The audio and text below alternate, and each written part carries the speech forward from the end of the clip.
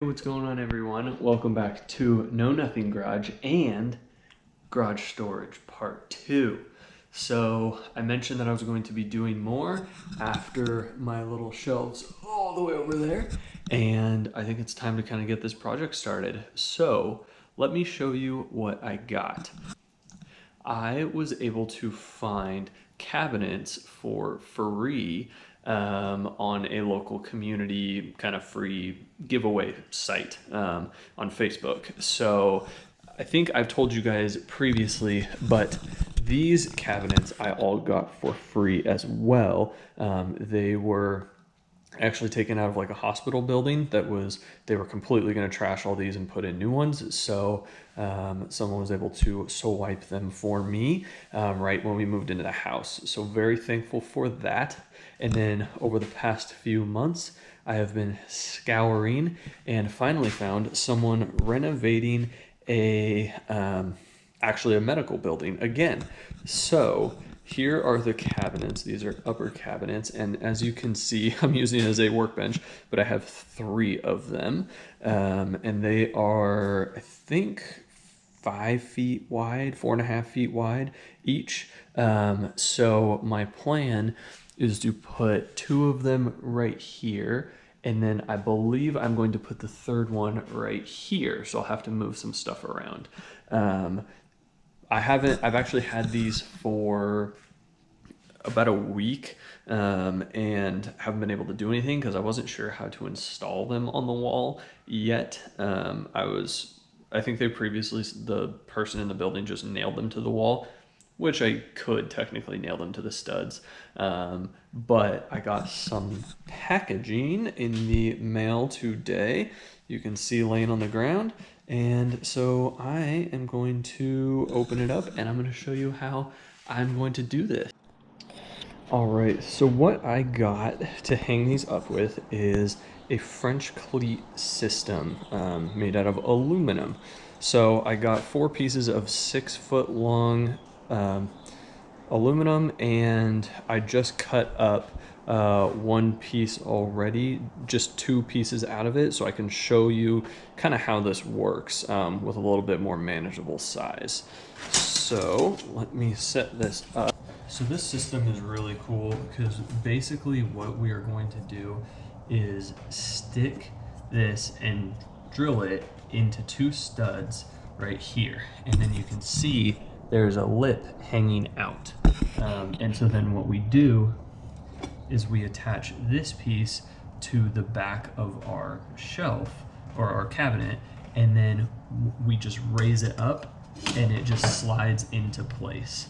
And once it slides into place, it hooks on and you don't have to worry about it. So you don't have to attach anything else. It's just gravity fit into this. And then once it's on there, you can always go ahead and add a couple more screws around and secure it after that. But this makes it a really easy way to mount these things because you basically just have to pick the shelf up and it'll slip itself into place.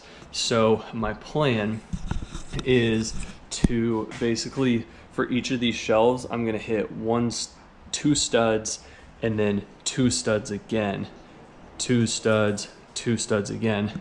And so each of these cabinets will be hooked into 4 studs, which should be really good. And then I can also, like I said, after the fact, I can add a couple more screws and things to secure it further. So I'm pretty happy about that.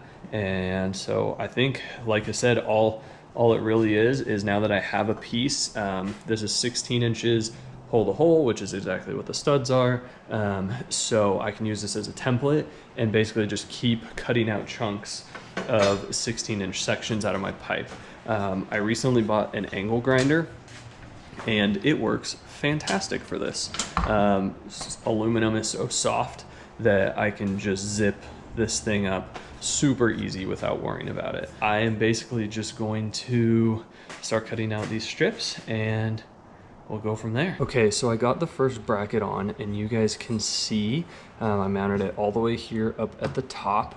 And what I ended up kind of making a huge mess because there was actually a lip out here, you can see the same lip is down on the bottom, and with that lip, it basically would have made it so the system wouldn't work because the wood would hit before that could engage on the wall. So I had to sand it a little bit, but luckily the angle grinder comes through again because it has a flappy sanding disc on it, and it trimmed this wood off in a few seconds. It was crazy. Way quicker than trying to use a jigsaw or anything else. So very happy for that. But I got it. I put screws all around it so it's super secure, and then basically this piece will be attached to the wall, and then when it comes up it will just slide itself and lock into place, which is pretty cool. So the main thing, well, one things to think about, make sure that the piece that's getting locked onto the wall is going down and the wall piece is mounted up so that the gravity works correctly. It wouldn't be fun to screw that up and have to redo it.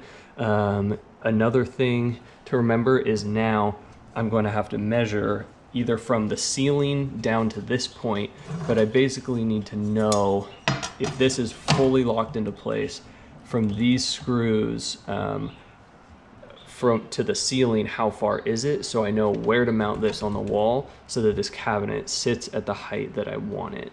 So there's a little bit of math. It looks like there's maybe about 1.5 inches gap, so I'm gonna have to measure that and see how much of an offset there is to see exactly where I want to mount this. Yeah, it's basically as easy as that. Cut, measure, measure, cut, screw. You always use studs.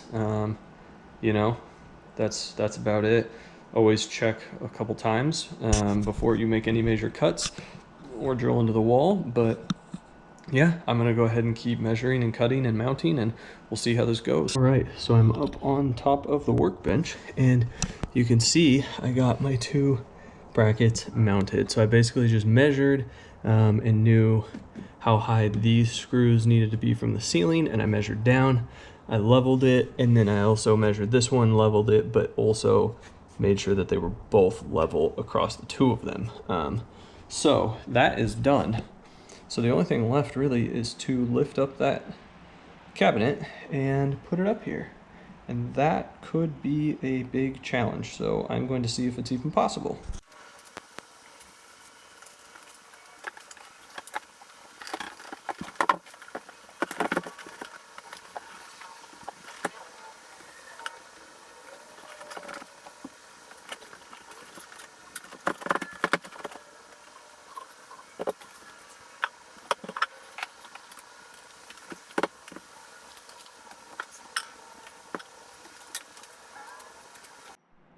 All right, well, as you guys saw, that wasn't too difficult, actually. I actually got really lucky.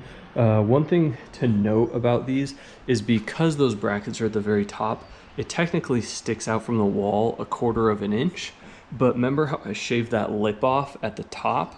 Well, at the bottom, that lip is still there, and it sticks out about 1/4 inch.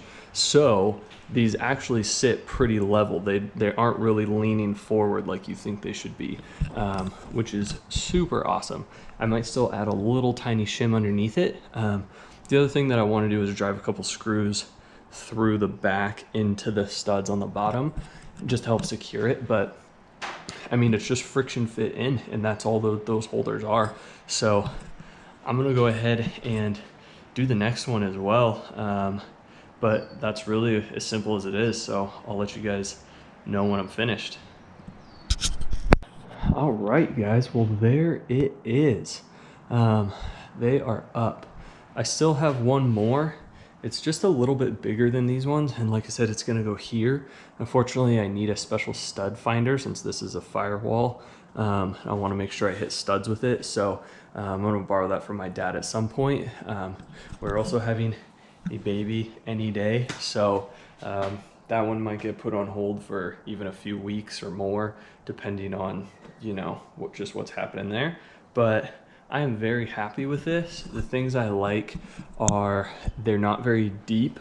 So right now I'm standing totally up against the cabinet, these things are not in my way. So I really like that they're kind of more shallow. It makes the garage still feel bigger while adding a ton of storage.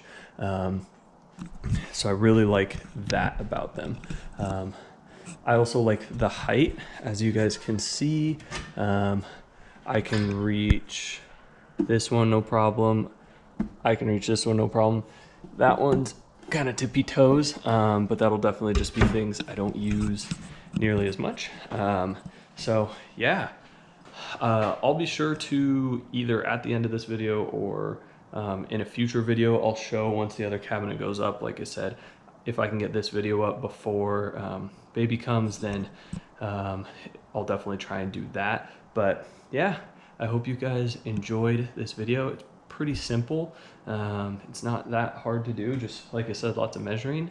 But I will see you guys in the next one. Thanks for watching.